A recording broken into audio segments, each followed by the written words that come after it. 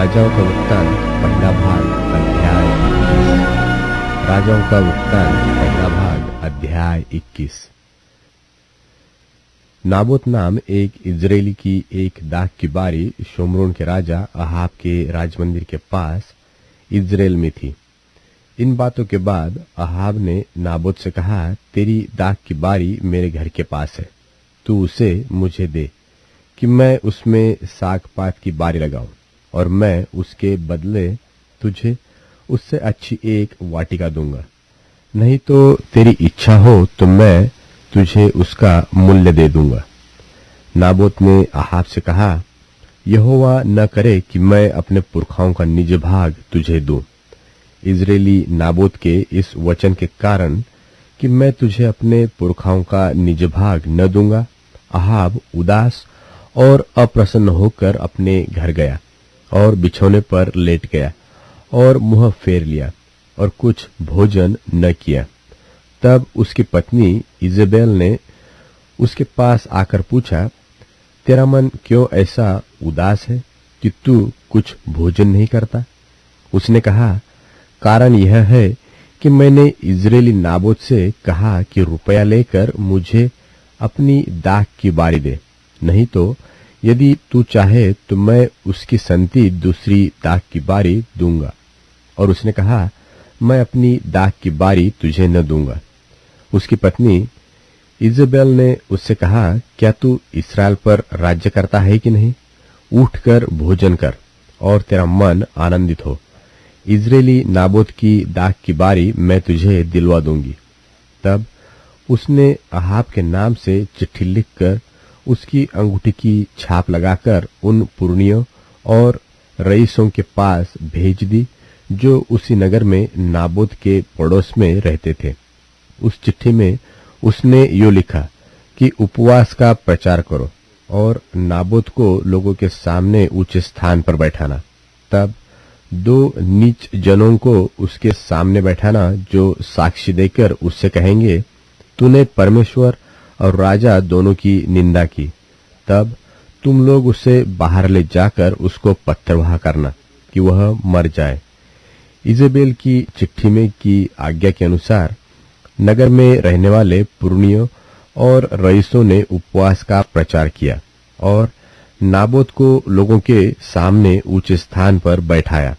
तब 2 नीच जन आकर उसके सन्मुख बैठ गए और उन नीच जनों ने लोगों के सामने नाबोत के विरुद्ध यह साक्षी दी कि नाबोत ने परमेश्वर और राजा दोनों की निंदा की।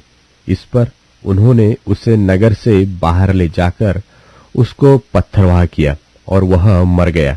तब उन्होंने इजेबेल के पास यह कहला भेजा कि नाबोत पत्थरवाह करके मार डाला गया है। यह सुनते ही कि नाबोत पत्थरवाह करके मार डाला गया है, इजेबेल ने अहाब से कहा, उठकर इजरायली नाबोत की दाख की बारी को, जिसे उसने तुझे रुपया लेकर देने से भी इनकार किया था, अपने अधिकार में ले, क्योंकि नाबोत जीवित नहीं परंतु मर गया है। इजरायली नाबोत की मृत्यु का समाचार पाते ही अहाब उसकी दाख की बारी अपने अधिकार में लेने के लिए वहां जाने को उठ खड़ा हुआ। तब यहोवा का यह वचन तिशबी एलिय्याह के पास पहुंचा कि चल, शोमरोन में रहने वाले इस्राएल के राजा अहाब से मिलने को जा। वह तो नाबोत की दाख की बारी में है, उसे अपने अधिकार में लेने को वो वहां गया है। और उससे यह कहना कि यहोवा यो कहता है कि क्या तूने घात किया और अधिकारी भी बन बैठा?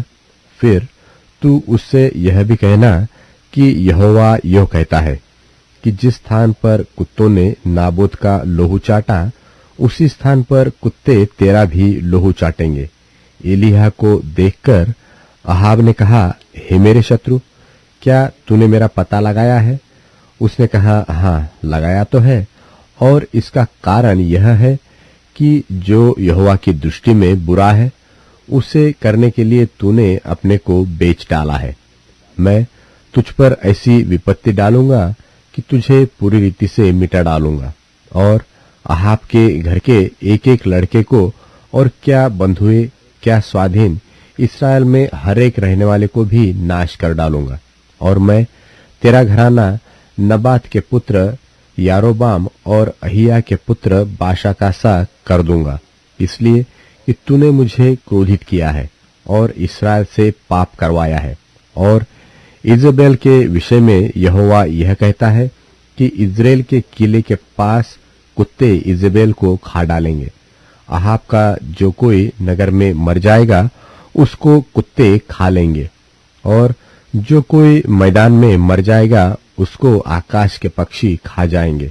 सचमुच अहाब के तुल्य और कोई न था, जिसने अपनी पत्नी इजेबेल के उस्काने पर वह काम करने को जो यहोवा की दृष्टि में बुरा है अपने को बेच डाला था।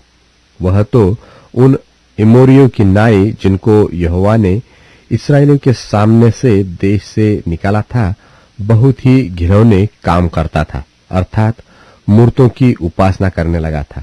एलिय्याह के ये वचन सुनकर अहाब ने अपने कपड़े फाड़े और अपनी देह पर टाट लपेटकर उपवास करने और टाट ही ओढ़े पड़ा रहने लगा और दबे पांव चलने लगा।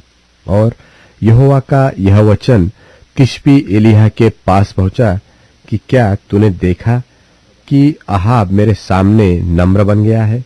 इस कारण कि वह मेरे सामने नम्र बन गया है, मैं वह विपत्ति उसके जीते जी उस पर न डालूंगा, परंतु उसके शत्रु के दिनों में मैं उसके घराने पर वह विपत्ति भेजूंगा।